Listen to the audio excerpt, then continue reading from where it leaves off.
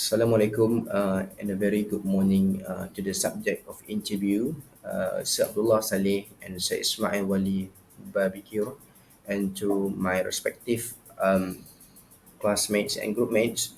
For today's interview session, we have been assigned to interview foreigners uh, based on their English differences.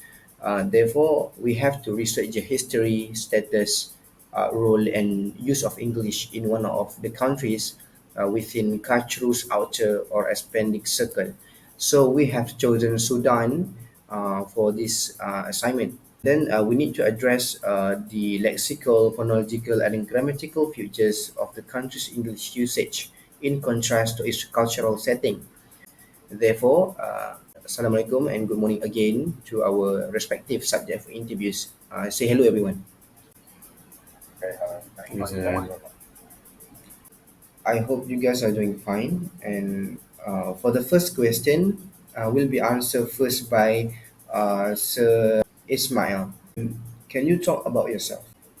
Okay, thank you, Farhana and others for giving us this opportunity to be here in this interview. My name is Ismail. Uh, I'm from Sudan. Uh, I think you know Sudan, right? Sudan is an African country located in North or the Northeast Africa. So my hometown is Al Ubaid. Actually, it is a city in central or central to West Sudan.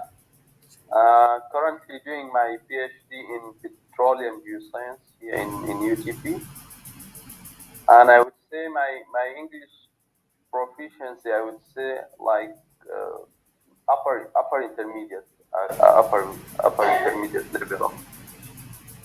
Uh, all my elementary and secondary education was in Arabic. The university, or actually for my degree, for the first degree, it was like mixed, but actually the courses was delivered in Arabic, but many references actually, and some of the subjects are taught in English, but actually the official language was Arabic for my first degree. Then for the master and the PhD, here in UTB, the medium of instruction is English. All right. Thank you, Sir Ismail, for the introduction. Can we proceed to the background of Sir Abdullah Saleh? Okay, thank you very much indeed for having me on this meeting today. So, very good morning to all of you. My name is Abdullah bin Jabbar, and I'm also from Sudan. And my hometown is just 200 kilometers away from Ismail's hometown. But currently, I'm living in Omdurman. So, I was born in Saudi Arabia, and then I moved back to Sudan, and then I did my undergrad in Sudan University. So I'm also from petroleum engineering, not petroleum, so geoscience like Israel's discipline. Uh, I did my master's in the UK in one of in the University of Nottingham, and then I came back to Sudan. So I'm currently pursuing my PhD in petroleum engineering at UTD. So as far as the level of English, actually for me it was by kind of developing over time, and yeah, the same applies in terms of the education in Sudan, because I studied in Saudi Arabia, so we had English as part of the courses. And then at the university level, then you have English courses, and of course, in some of the teaching modes, it's also kind of mixed mode. That's not 100% English courses. Yeah, so that's about my background. Thank you, Sir Abdullah, for the introduction. We will be proceeding to the next question, and this question will be asked to Mr. Ismail. Mr. Ismail, how do you feel towards the expanding in power of English in your country and towards the globe? How English expand? and how you feel towards it. Well, if I get this question correctly, it's about I mean the current and the future of I mean the current usage of English in my country and the future of using English. So I would say actually my generation, like the one who entered school in early 90s, actually the past regime in Sudan was, say, an Islamic regime or uh, totally affected by Islamic or Arabic cultures. So they did like Arabization of everything actually in the country. So the usage of English was shrinking at that time. So the Arabic language was the official language for teaching and for everything in my country. So the English has a little usage. Even at the university level, most of the subjects are taught in Arabic. But actually, we had a change in 2019. So we had a new governing regime in my country. Now things are opening up and getting better. So English, actually, there are many plans to engage with the international community and the globe, and many plans are there now to expand English usage in the country, in the schools, in the university. Thank you, sir. We'll proceed to our next interviewer, and which is my friend Shahid. Right. For the next question, will be asking Sir Abdullah. But I believe this question have been answered a little by Sir Ismail. Uh, the questions would be: can you tell us the history, the development, influence, and the current progress or issue in using English language in Sudan? What I mean by this, it might be the fluency or maybe the difference of older generations of English and the newer ones. Okay, yeah, thank you very much. So this is really a very good question, and my colleague here, Ismail, has kind of put some of the progress of the language. So as you all know, that Sudan was colonized by the United Kingdom, or by Britain at that time. So the system there were at that time, and maybe even the 60s and 70s and early 80s, was all English system. Even in the high school, sometimes some of the courses were taught purely in English. And at the university level, was all the subjects are taught in English in terms of written and speaking and communication. Okay, but then at that time, at that generation, all the people there was kind of having very good English language, because the instructors and the professors and doctors, and some of them were all used to be like from the UK. They were taught by British people at that time. So the level of English was kind of very high. And even at this time, you can meet some of the old people. They really speak English very well. So those working in the engineering sector or in the medical sector, or even sometimes in other sectors which English is very required and becoming an essential to be communicated with English. So in this level, or at this stage, still these professions keep using English as a communication language. But other than that, it's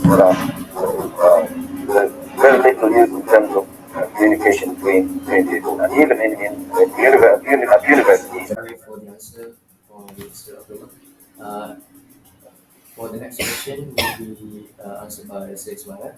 Uh, this is just the general question of English phonological difference. How is your country with phonological difference from basically the standard English?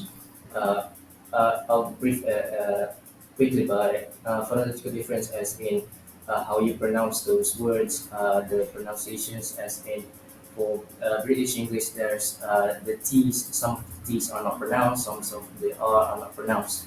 So, what are the difference from the standard English and the Sudanese English? Alright, actually we don't have Aku because of the current situation of English usage in my country, we don't have much phonological differences. We have a kind of mixing Arabic with English to some extent. But for the time being, we don't have much phonological differences. I think the way that we speak or pronounce English is, you can say, it's unique. It's not like, for example, not like the African English. We are different from them actually. Actually, Arabic is a dominant language. It's the mother language of mother tongue language of many. So we normally pronounce and talk English with an interference from Arabic. It's like this way.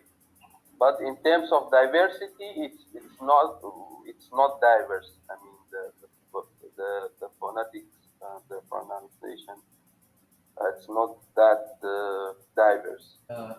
For For the next question, it is actually a little similar. It is how's your country's lexical difference? But I believe you already answered this.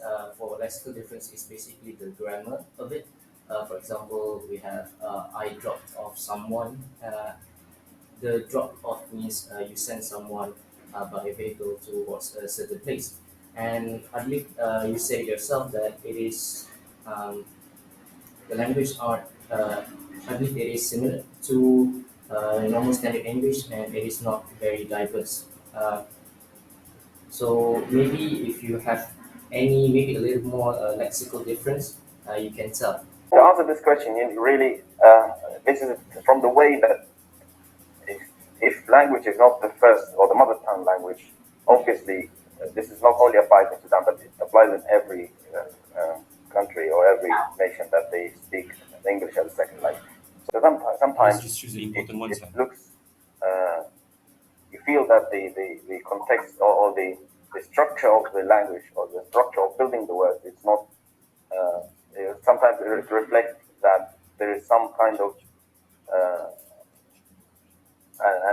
an influence of another language, which is basically Arabic. Okay, but as far as the grammatical structure, because in Sudan, in teaching of the language, they focus very much on learning how to structure the words properly.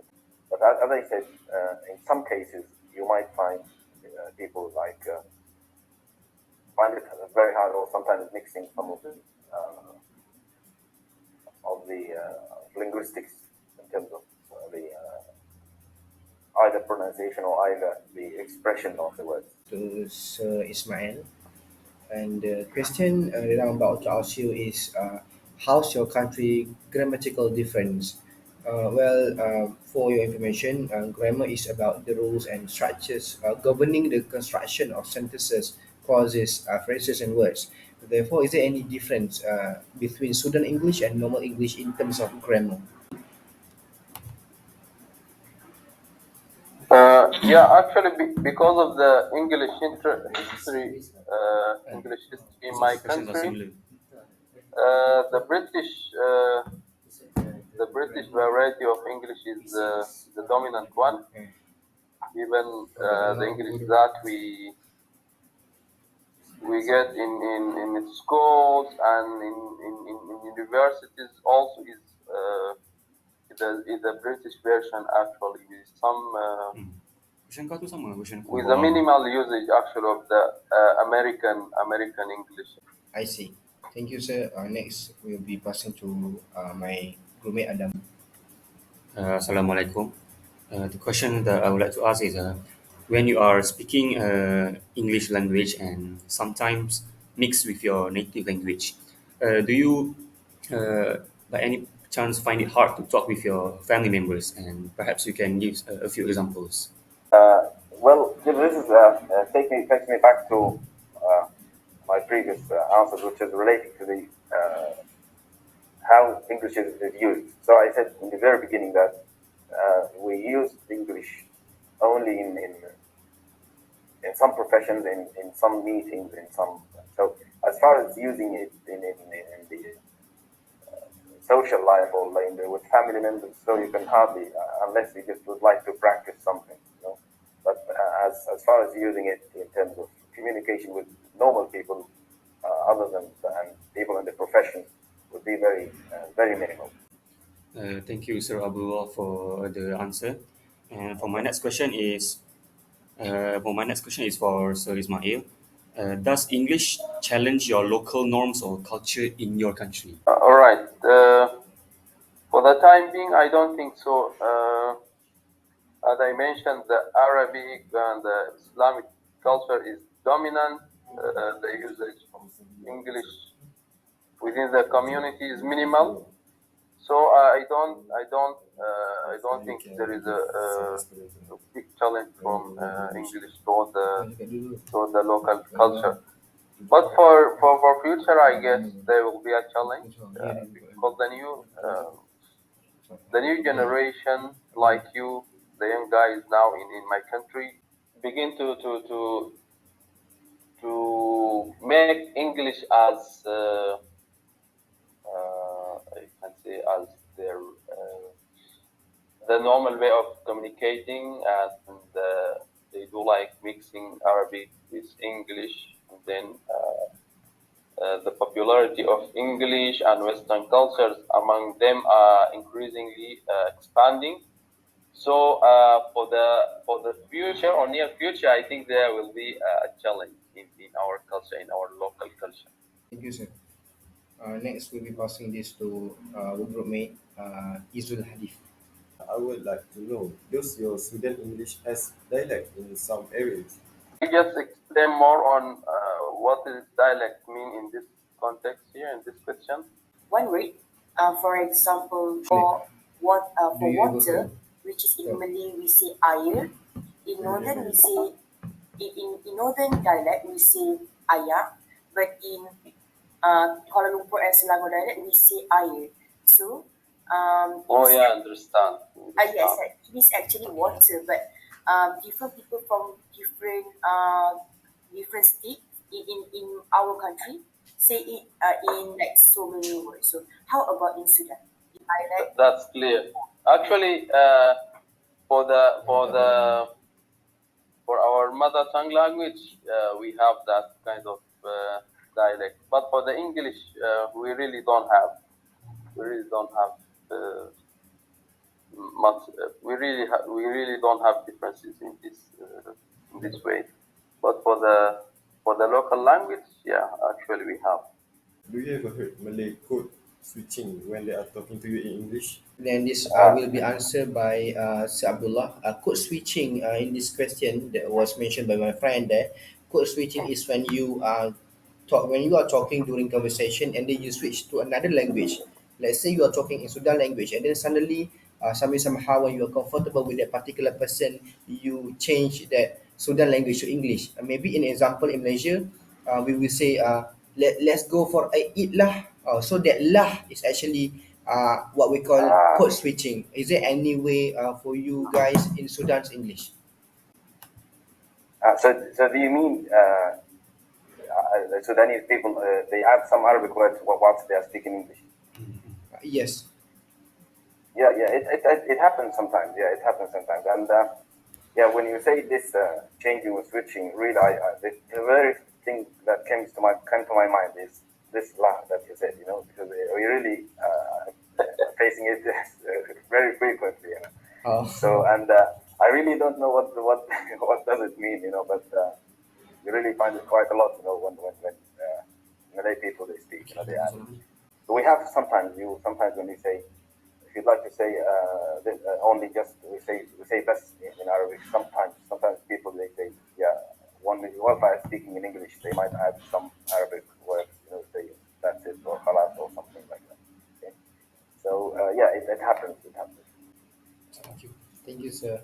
And next, I will pass this to my friend by Aina. hi, very good morning. I need to move into this. Um, For You have to my answer the first question. question, I will be asking to Itu Sir biar I know ya. Ismail. I know. Other than English and your native language, what are other languages that you can speak? Actually, yeah, I have minimal exposure to French. Oh, French. Yeah, I can speak French to some extent, besides English for the second language, and so yeah, French I would say. How about Sir Abdullah? Do you have any other languages that you can speak? Like says my he can speak French, and that is fascinating. Yeah, for me, I can speak Hindi, surprisingly. Yeah. Oh, really? Yeah. That's good. So I All right, that's a very incredible both of you. The question for this interview session will be asked to both of you, and first will be answered by Sir Ismail, and then will be answered by Sir Abdullah. The question is, if you could change one thing in linguistic, what would it be? We can change the phonological, to disappear that lah in here in Malaysia, or you can disappear some things in Sudan that you used to say. What would it be? Let us hear from Abdullah first, then I can maybe do some. some the common mistakes maybe of English. That would be maybe part of your question. Then it would be for us, the pronunciation of some of the words. I agree with you. I think reading and writing are okay, but pronunciation really needs. I mean, the way of teaching how to pronounce a language is really needs a lot of effort. That Yeah. was a very magnificent answer by both of you, by the subject of the interview. So we are reaching to the end of this interview session. For our side, firstly, we would like to say we would like to apologize for any technical mistakes, issues, especially. To end this interview session, thank you, Sir Ismail and Sir Abdullah, for willing to Thank speak you with very us. If you want to learn anything from Malaysian culture, such as lah word, like that Ah, snap Yeah. figure, and then boleh boleh apa? boleh boleh. Oh, so you can speak Malay, boleh boleh. All right, and then I guess we will have to find time to expose our own culture to yours. I think that's Yeah, all for yeah, that today. would be very. Uh, Thank you so this much. is this will be interesting actually. Itu Yeah. lama. Thank you for you. I mean, thank you for approaching us, and thank you for this opportunity. I hope that our answers will add value to your assignment and your learning process. So yeah, please be in touch. We will be in touch with you, inshallah. All right, one, two, three. I think that's all. All right. Since we all are Muslim, and I would like to say thank you and Assalamualaikum. Thank you, Bye. sir. Bye.